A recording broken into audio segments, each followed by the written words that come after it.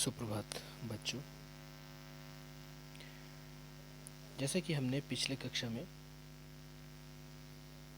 शब्द भंडार से पर्यायवाची शब्दों के बारे में किया था।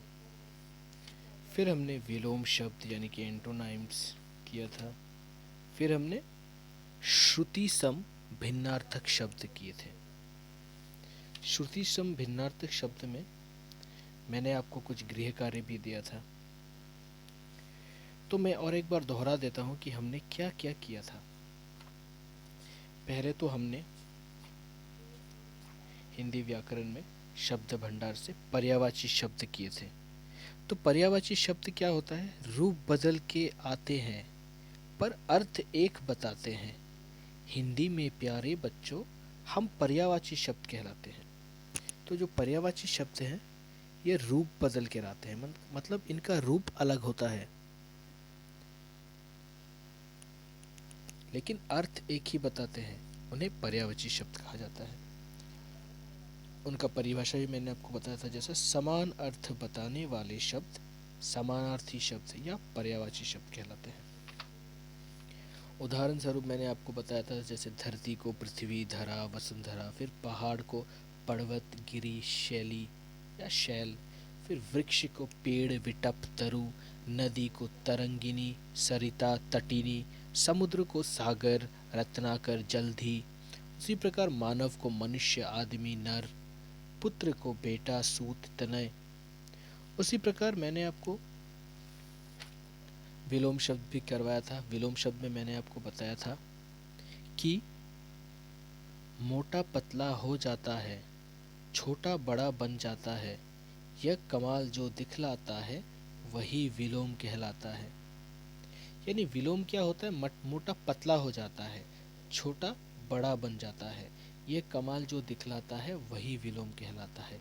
तो मैंने इसकी परिभाषा भी आपको दिया था, जैसे वे शब्द जो एक दूसरे का उल्टा अर्थ बताते हैं यानी ऑपोजिट, उन्हें विपरीतार्थक या विलोम शब्द कहते हैं। जैसे उदाहरण स्वरूप मैंने आपको बताया था, मानव, दानव, स्वामी, सेवक, ज्ञानी, अज्ञानी, वक्ता, श्रोता, चरना, उतरना, चलना, रुकना, फिर स्वाधीन, पराधीन, संयोग, वियोग, उन्नति, अवनति। उसी प्रकार हमने श्रुति सम भिन्नार्थक शब्द पिछले कक्षा में किया था। श्रुति सम भिन्नार्थक शब्द सुनने में लगता एक समान पर अलग अलग उनकी पहचान, ऐसे शब्दों को देते हम श्रुति सम भिन्नार्थक नाम। यानी वे शब्द जो पढ़ने या सुनने में तो एक समान लगते हैं परंतु उनके अर्थ भिन्न होते हैं, उन्हें श्रुति सम भिन्नार्थक शब्द कहते हैं। जैसे उदाहरण स्वरूप मैंने आपको बताया था, अनल आग, अनिल हवा, दिन दिवस, दीन गरीब बेचारा, बैल लता, बैल पशु, आसमान आकाश, आसमान जो एक जैसा ना हो, दिशा तरफ, दशा हालत, नीर पानी, नीड़ घोंसला, अर्क सूर्य, अक्र रस सत्व, आंधी तेज हवा, आधी आधा हिस्सा। तो इस प्रकार मैंने आपको श्रुति सम भिन्नार्थक, विलोम और पर्यायवाची शब्द करवाए थे और कुछ खाली स्थानों को पूर्ण करो भी दिया था। तो चलिए आज हम अनेकार्थी शब्द, जैसा कि आप चित्र में देख सकते हैं, आज हम अनेकार्थी शब्द के बारे में कुछ जानकारी प्राप्त करते हैं। जैसा कि आप चित्र में देख सकते हैं, एक ही शब्द के अलग अलग अर्थ। आओ अब मिलकर पढ़े अनेकार्थक। एक ही शब्द के अलग अलग अर्थ। यहाँ पर एक ही शब्द है लेकिन इनके अलग अलग कई सारे अर्थ होते हैं। तो चलिए हम पढ़ते हैं अनेकार्थक शब्द के बारे में। जैसे कि आप चित्र में देख सकते हैं,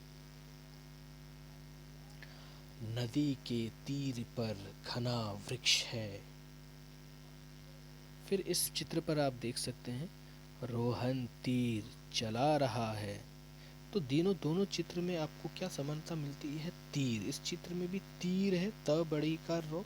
इस चित्र में भी तीर है, त बड़ी कार। अब इस चित्र के तीर और इस चित्र के तीर में क्या अंतर है, चलिए हम जानते हैं। नदी के तीर पर घना वृक्ष है, रोहन तीर चला रहा है। यहाँ तीर शब्द का अर्थ दोनों वाक्यों में अलग अलग है। पहले वाक्य में तीर का मतलब नदी का किनारा, जबकि दूसरे वाक्य में तीर का मतलब बाण है। ऐसे अलग अलग अर्थ वाले शब्दों को अनेकार्थक शब्द कहते हैं।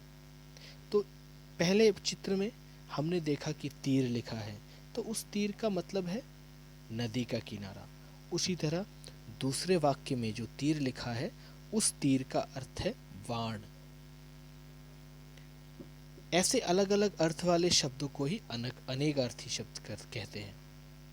तो चलिए अब हम कुछ परिभाषा जान लेते हैं पहले, उसके बाद हम कुछ उदाहरण करेंगे। ऐसे शब्द जिनके एक से अधिक अर्थ होते हैं अनेकार्थी शब्द कहलाते हैं। मैं चाहूँगा कि आप मेरे साथ इसकी परिभाषा दोहराएं। ऐसे शब्द जिनके एक से अधिक अर्थ होते हैं अनेकार्थी शब्द कहलाते हैं। यानी कि ऐसे शब्द जिनका एक से अधिक मतलब होता है, एक से अधिक अर्थ होता है, मीनिंग होता है, उसे हम अनेकार्थी शब्द कहते हैं। आओ कुछ अनेकार्थी शब्द जाने। तो चलिए अब हम कुछ अनेकार्थी शब्दों के बारे में ज्ञान प्राप्त करते हैं।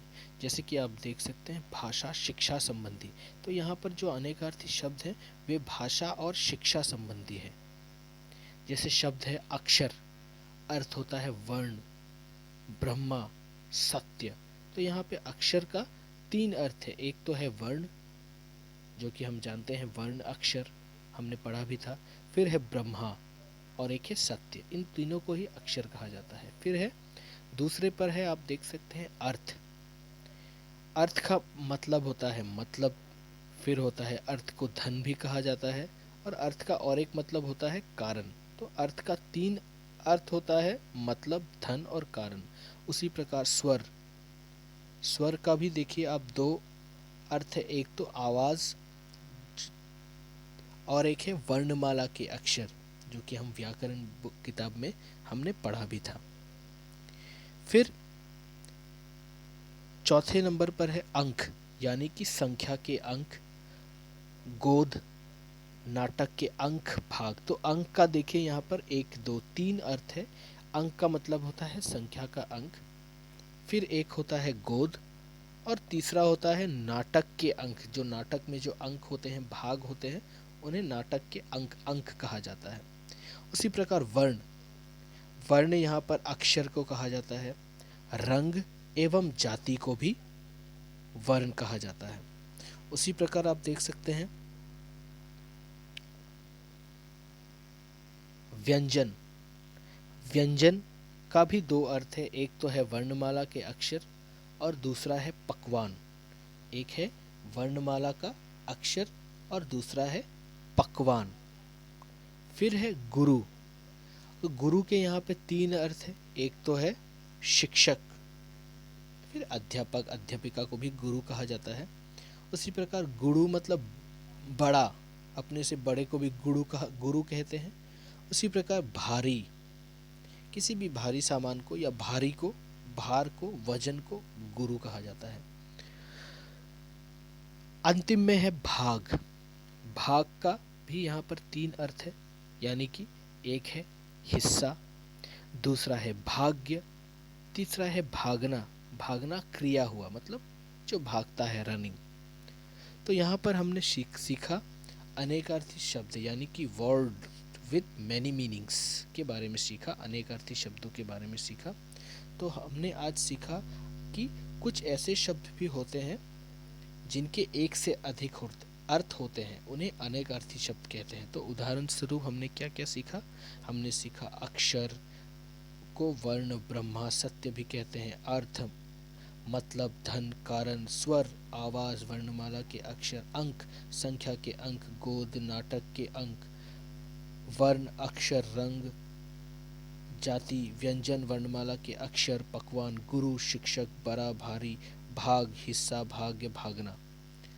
तो आज की कक्षा में हमने अनेकार्थक शब्द के बारे में जाना। तो आज की कक्षा में यहीं पे समाप्त करता हूँ। दूसरे कक्षा में हम अनेकार्थी शब्दों के बारे में और उदाहरण करेंगे और उसके साथ कुछ अभ्यास भी करेंगे। तब तक के लिए धन्यवाद।